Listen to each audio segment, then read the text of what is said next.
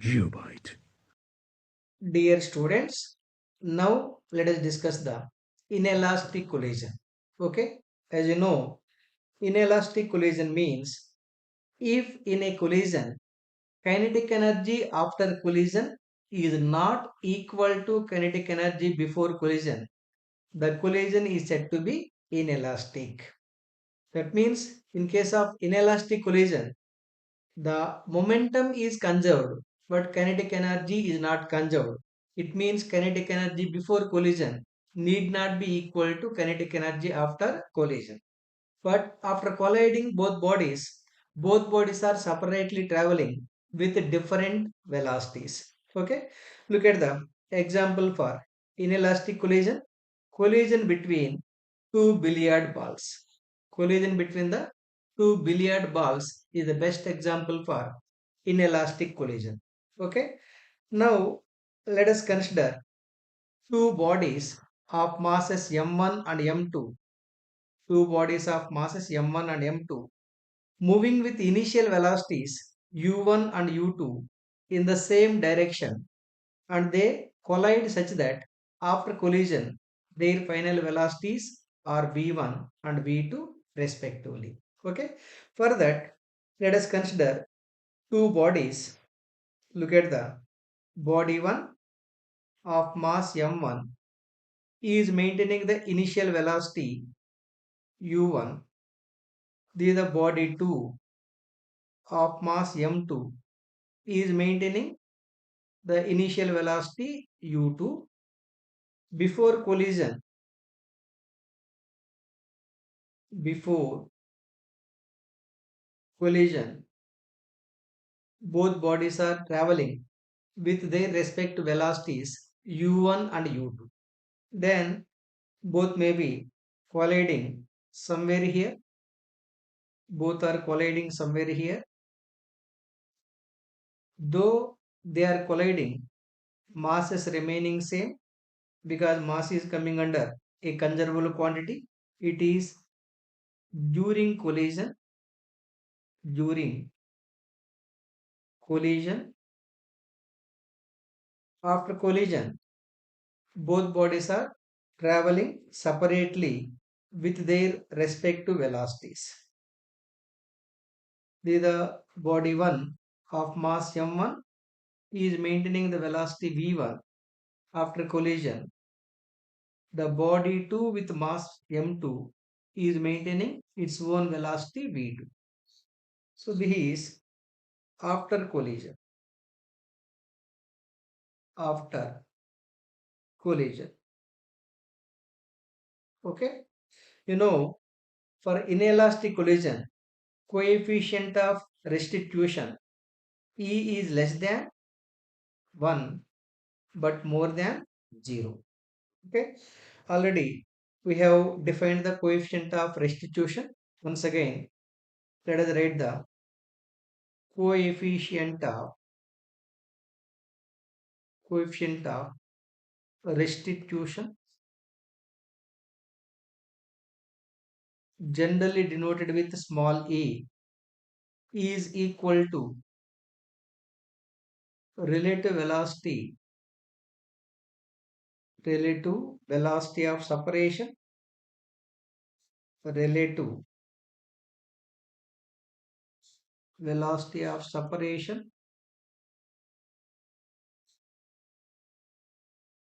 dividing by relative velocity of relative velocity of approach. It can be also defined as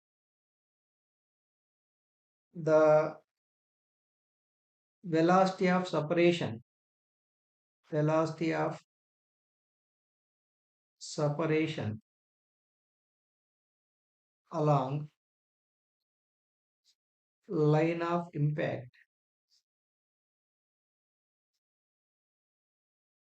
dividing by velocity of approach, velocity of approach along line of impact. Okay. Anyhow, since we are assuming final velocities of the bodies are v1 and v2, velocity of separation is v2 minus v1 dividing by velocity of approach, relative velocity of approach is u1 minus u. Okay.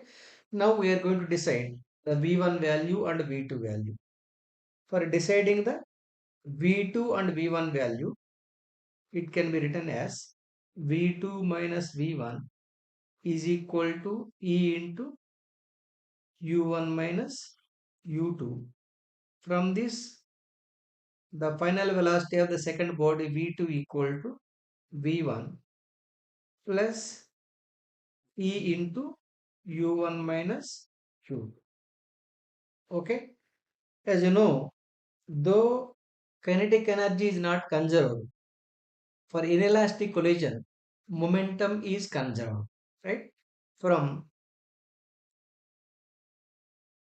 law of conservation of momentum, from law of conservation of momentum, I can write that m1 u1 plus m2 u2, that is the total momentum before collision. The total momentum after collision is m1 v1 plus m2 v2. But we wrote v2 equal to v1 into e v1 plus e into u1 minus u. You got v2 equal to v1 plus e into u1 minus u2. In the place of v2, in the place of this v2, let us write that value. It is m1 u1 plus m2 u2 is equal to m1 v1 plus m2 into v2 equal to what? Look at the v2 value. This is the v2 value. v2 equal to v1 plus e times the u1 minus u2. Now you simplify this value. Okay. Now let us simplify this part. It gives m1 u1 plus m2 u2 is equal to m1 v1 plus m2 v1 plus m2 into e into u1 minus m2 into e into u2. Simplification. It can be also written as, let us bring these two terms towards left. It can be written as m1 u1 plus m2 u2 minus m2 e u1 plus m2 e u2 is equal to m1 v1 plus m2 v2. So let us write the u1 terms one side, u1 terms, these are the u1 terms. Here u1 into m1 minus e m2 plus u2 terms one side. Look at the u2 terms. Here it is m2 u2 into 1 plus e must be equal to v1 into m1 plus m2. Okay. Therefore, the v1 value, final velocity of the first body, equal to m1 minus e m2 by m1 plus m2 times the u1 plus m2 into 1 plus e divided by m1 plus m2 into u2. That is the final velocity of the first body. Okay. Similarly, you can also find the final velocity of the second body. For writing the final velocity of the second body, let me write the v1 in terms of v2. From this, I can write that v1 equal to v2, v2 minus e into u1 minus u2. Okay. Again, let us write the law of conservation of momentum. m1 u1 plus m2 u2 is equal to m1 v1 plus m2 v2. But we wrote v1 in terms of v2. v1 equal to v2 minus. Here you got v1 equal to v2 minus e into u1 minus u2. For deciding the v2 value, in the place of this v1, let us write this value. Here it is m1 u1 plus m2 u2 is equal to m1. Look at the v1 value, v2 minus e into u1 minus u2 plus m into v2. Simplify this part for getting the v2 value. m1 u1 plus m2 u2 is equal to m1 v2 minus m1 e u1 plus m1 e u2 plus m2 v2. Now let us bring these two terms towards left. Then this becomes m1 u1 plus m2 u2 plus m1 e u1 minus m1 e u2 is equal to m1 v2 plus m2 v2. Okay. Now you write the u1 terms at one side, u2 terms at other side.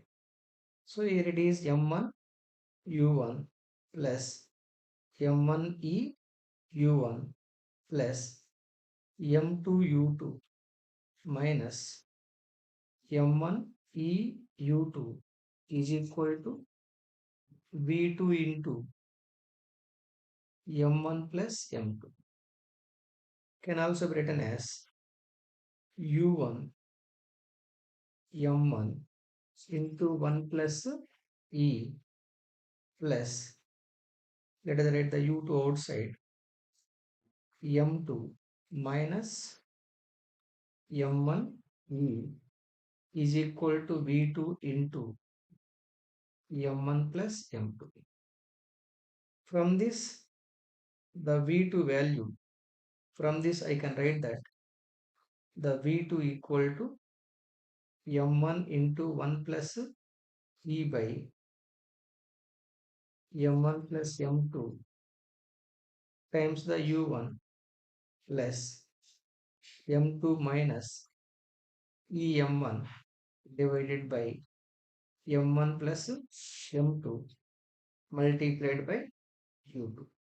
So this is the final velocity of the second body after collision, and this is the final velocity of the first body after collision. I hope all of you clearly understood. Understood, Anna? Yes. Geobyte.